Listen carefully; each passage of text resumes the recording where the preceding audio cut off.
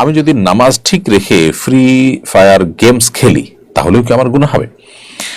ভাই আরিয়ান খান, প্রথম কথা হলো যে ফ্রি ফায়ার গেম এবং এই জাতীয় আরো যে সমস্ত গেমসগুলো আছে এই সমস্ত গেমসের মধ্যে আপনি কোন কোন ক্ষেত্রে দেখবেন ভয়ঙ্কর শিরকি পার্ট, শিরকের উপাদান রয়েছে।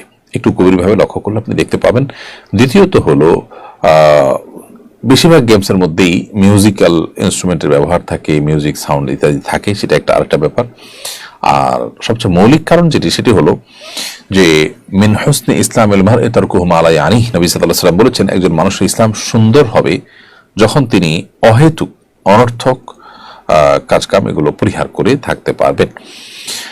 আল্লাহ রাব্বুল আলামিন সফল এবং সার্থক ইমানদারদের বৈশিষ্ট্য বলতে গিয়ে কোরআন কারীমের সূরা মুমিনুন 18 নম্বর পারা প্রথম সূরা এর শুরুতে আল্লাহ তাআলা বলেছেন ওয়াল্লাযীনা হুম আনিল লাগওয়ি মুরিদুন, যে সমস্ত ইমানদার, যে সমস্ত মুসলমান তারা অহেতুক অনর্থক কাজ থেকে বিরত থাকেন, এগুলো এড়িয়ে চলেন, তারা সফল কাম হবেন, সার্থক মুমিন হবেন। এবং আল্লাহ তাআলা তাদের সম্পর্কে বলেছেন উলাইকা হুমুল ওয়ারিসুন আল্লাযীনা ইয়ারিসুনাল ফিরদাউস হুম ফিহা খালিদুন, যারা জান্নাতুল ফিরদাউসের অধিকারী হবেন, সেই সৌভাগ্যবান মানুষরা হবেন তারা যারা অহেতুক কাজ করেন না। বিধায় এই সমস্ত গেমসগুলো আমাদের পার্থিব বা পারলৌকিক কোনো উপকারিতা বয়ে আনা, এগুলো আমাদের সময় নষ্ট করে, আমাদের ব্রেইনকে আরো বেশি ব্রেনের মধ্যে জ্যাম সৃষ্টি করে এবং নানাবিধ ক্ষতি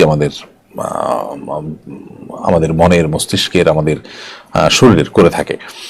তো এই কাজটি একজন মুসলমানের জন্য কখনোই জায়েজ নয়। তিনি যদি নামাজ ঠিক রাখেন তাহলে তার জন্য গেমস খেলা হালাল হবে না শুধুমাত্র, বরং এটাই শুধুমাত্র কারণ না যে নামাজ থেকে বিরত রাখে, এটি আরো বহু কারণ আছে যার কারণে সব ধরনের গেমসই আমাদের পরিহার করা উচিত। হ্যাঁ, শারীরিক যে কসরত হয়ে থাকে সে সমস্ত খেলাধুলা, সেগুলো যদি সতর ঢেকে পারস্পরিক অর্থাৎ খেলোয়াড়দের মধ্যে টাকা পয়সা বা কোনো লেনদেন না করে, অর্থাৎ হারা জিদের উপরে কোনো লেনদেন না করে তারা যদি খেলতে চান সেটা তারা করতে পারেন।